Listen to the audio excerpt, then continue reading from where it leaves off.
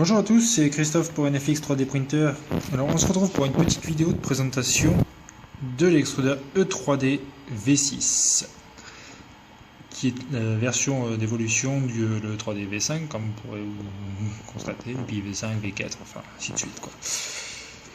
C'est un extrudeur full métal avec un corps entièrement en aluminium. La partie qui est ici est également en aluminium avec la petite buse toujours en laiton. Vous pouvez le constater, j'ai mis 4 extrudeurs alignés, celui que tout le monde connaît, le JED V5. Ensuite, il y a le Boudash Nozzle, enfin la version copiée du Boudash Nozzle de chez G3D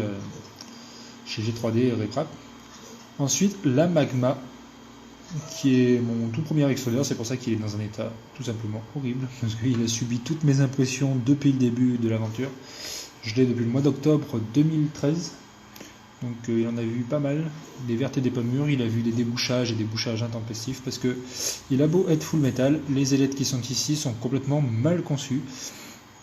Si vous n'avez pas un ventilateur qui souffle extrêmement fort, la partie du corps a du mal à descendre en température et ça a tendance à se boucher à ce niveau là en fait. Du coup, il faut pouvoir déboucher, des fois il faut le démonter, et au final, à force de démonter et remonter, même si on démonte à chaud, ça a tendance à esquinter le filetage. Et la buse, on a également vu, on a vu pas mal dans la figure. Parce qu'au tout début, je galérais, comme il n'y avait pas trop de tutos pour le débouchage.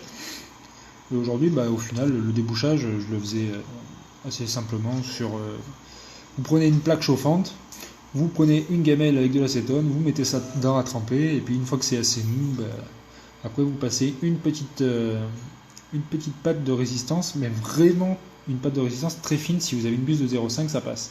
Si vous avez une buse de 0,4 ça va l'esquinter et ça va agrandir le trou et au final ça va foirer votre buse. Et moi au final au début je l'ai un petit peu abîmé la buse en laiton avec d'autres accessoires que j'avais malheureusement pas du diamètre et j'aurais dû acheter des petites mèches beaucoup plus petites sinon pour le faire. Voilà. Donc au final elle a subi tous mes petits aléas. Celle-ci de chez G3D est un extrudeur assez intéressant pour imprimer du PLA et de l'ABS si vous avez de l'ABS qui réagit à faible température. C'est-à-dire que si vous montez jusqu'à 230 degrés, c'est parfait, ça ira. Ensuite, au-dessus de 230 degrés, le problème c'est que la partie d'ici, si elle n'est pas refroidie correctement, comme tout le monde le sait, de toute façon la cold end est censée être refroidie, mais celle-ci a tendance à être mal... la température a tendance à mal s'extraire de cette partie-là, et le problème c'est qu'il y a un corps en dedans en PTFE à l'intérieur, exactement comme sur la JED, c'est un corps en PTFE à l'intérieur. Vous savez, vous coupez un petit bout de PTFE et puis vous calez ça à l'intérieur. Le problème c'est que le plastique, il se coince dedans et il gonfle, et le problème de l'ABS c'est que ça se bouche assez rapidement. Au final, elle va fonctionner, on va dire, une dizaine d'impressions correctement, et puis de temps en temps elle va se mettre à se boucher, et quand elle commence à se boucher, le problème c'est que le truc qui est en PTFE à l'intérieur s'endommage, et au final ça imprime de moins en moins bien, et voilà. Donc je la conseille exclusivement pour du PLA et de l'ABS à faible température. C'est-à-dire que par exemple vous pouvez imprimer, vous savez, les espèces de PLA renforcés, là, en PLA HVA, les trucs comme ça, là vous pouvez les imprimer avec ça. Voilà. Je vous conseille d'éviter de monter en température à 250 degrés, vous allez la foirer. Parce que c'est encore en céramique et vous allez l'abîmer.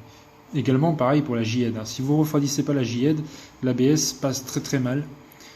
Et au final, le corps va chauffer, donc l'ABS va se coincer dedans, et il va se dilater, et puis il va rester dedans et ça va boucher. Donc sinon, il faut la refroidir. Mais c'est pas tout à fait prévu pour.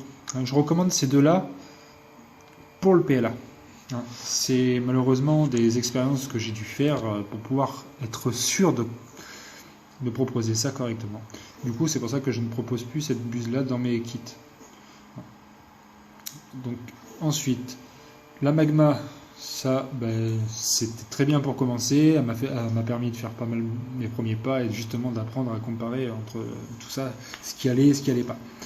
Elle m'a quand même sauvé la vie des fois où celle-ci et celle-ci commençaient à merder sur ma propre machine, et au final j'ai complètement craqué sur la E3D, et depuis que je l'ai, parce que celle-ci c'est un modèle qui est prévu pour une commande, mais depuis que je l'ai, elle tourne sur ma machine 24/24 et elle ne se bouge pas du tout. Là, le petit scotch que vous voyez, c'est un scotch que je me sers pour éviter que mon ventilo il fasse un flux d'air sur le plateau chauffant quand il chauffe. Parce que je prévois de concevoir une petite pièce en plastique d'une forme de buse un petit peu, pour que le flux d'air vienne que d'en haut. Parce que sinon, il n'y a pas le petit scotch et ça souffle à ras le plateau. Et le problème, c'est que ça a tendance à le refroidir un peu. Voilà. Donc, on revient sur nos moutons. Donc, ce corps est tout simplement très très bien usiné. Hein. Vous pouvez apercevoir au milieu, je vais pousser les autres. Donc, je vais me rapprocher, faire un autofocus. Donc là, vous voyez que le corps a une espèce de forme en cône. Hein. Le cône part plus gros vers le bas, parce qu'en fait, à l'intérieur, il y a une espèce de chambre anti-retour là. À l'intérieur, il y a une petite chambre. Et au final, c'est pas mal usiné, je trouve. Le filetage rentre, mais il y a une chambre autour de la tige qui est à l'intérieur, et c'est vraiment très très propre. Là, je vais essayer de vous le monter à la main.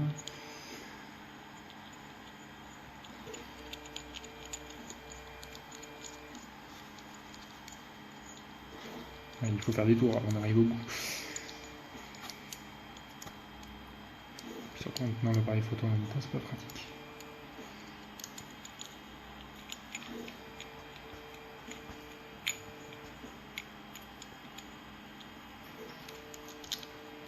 Voilà, on est arrivé au bout. Alors, vous voyez la petite pièce qui est ici, qui est vraiment très très bien usinée, je trouve. C'est vraiment très propre. Ensuite, vous avez la buse ici, c'est une 04. 04, très très propre aussi.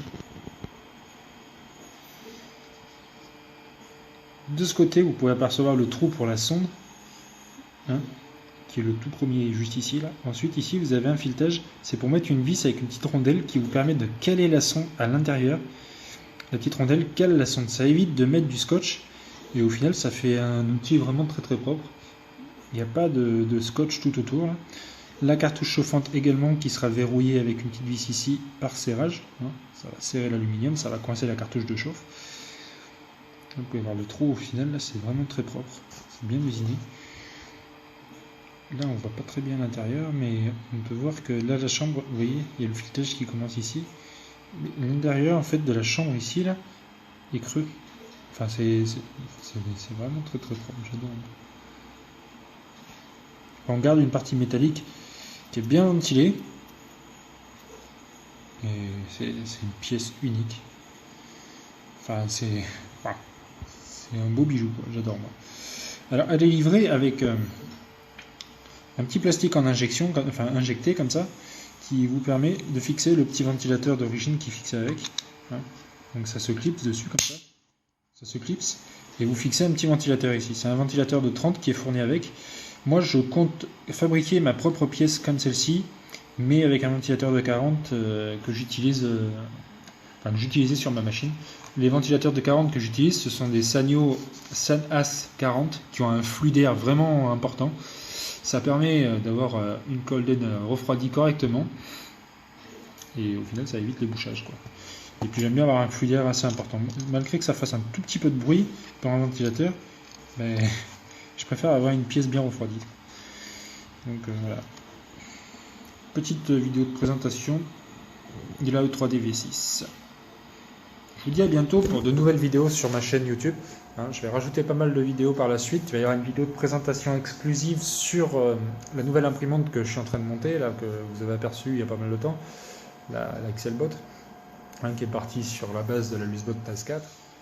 J'ai pas mal passé d'heures sur cette machine et au final, c'est de la recherche parce qu'il n'y a pas beaucoup d'éléments qui sont conçus à ma façon. Du coup, j'ai reconçu des éléments exprès pour cette machine. Il y a des éléments qui sont conçus pour mes propres vis à moi, et au final pour une simplicité assez intéressante. Voilà. Bon, je vous dis à bientôt pour de nouvelles vidéos. Je vous laisse sur cette petite impression rapide. Ce sont les Y corners que j'ai imprimés. Oui, j'utilise pas mal de gris ces temps-ci parce que j'ai plus beaucoup de plastique. J'ai encore des oranges qui sont là-bas. J'ai 4 kits de oranges qui sont pré-emballés, qui sont prêts à partir lundi, parce que j'ai eu du retard à cause que j'ai trouvé un CDD, et ça permet de pas mal de choses pour la suite des aventures. Voilà, à bientôt.